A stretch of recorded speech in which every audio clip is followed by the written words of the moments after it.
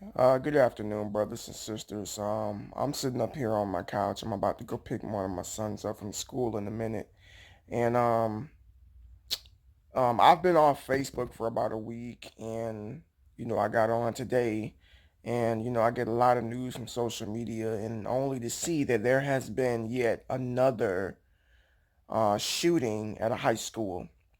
I believe the high school is called Saugus High School in Southern California, and there was a shooting around 6:45 a.m. and they caught the shooter. It's a 15-year-old Asian male.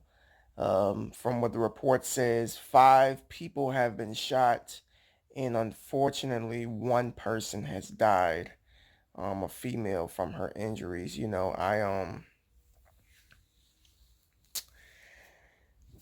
People they say things like,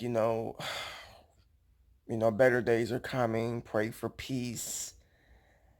But the thing is, folks, things are not going to get any better. These type of things, these type of events, they're going to continue. They're going to continue to happen. They're going to increase. For in the Bible, it tells us that in the last days there will be perilous times. Perilous means horrific. It means bad, terrible. It means just time periods in which we've never seen occur in this life. And these shootings at these schools, whether it be a high school, whether it be an elementary school, a middle school, or a college, university institution, are some of the most horrible stories that we have to wake up to, because no parent thinks that something like this can occur once they send their children off to school, which is supposed to be probably the next safest place to a church. And we already know that people run up in churches and shoot people up without any questions. And I just think it's terrible that we're living in these times. But the Bible foretold that in the last days there are going to be perilous times, that the hearts of men will wax cold, and love will hardly be recognizable in these days. People are going to have a lesser feeling of love, a lesser feeling of compassion, just a lesser act of consciousness. People are gonna just do things that are just flat out pure evil. This kid was 15 years old. What the heck? What would be going through a 15-year-old's mind for him to go to school and to just start shooting at other kids? You know what I'm saying? I mean, I don't know. I have no idea. Now, we've been hearing about stuff like this ever since 1998's Columbine shooting. And ever since then, I mean, that was 19 years ago.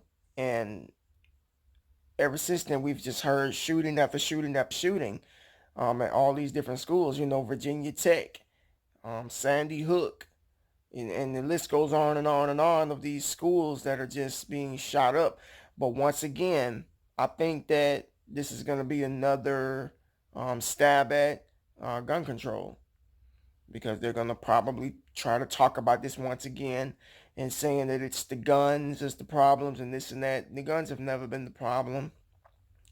I feel that there's a spiritual influence on these people, men and women and children, that are oppressing them and that are causing them to act out into these vicious ways.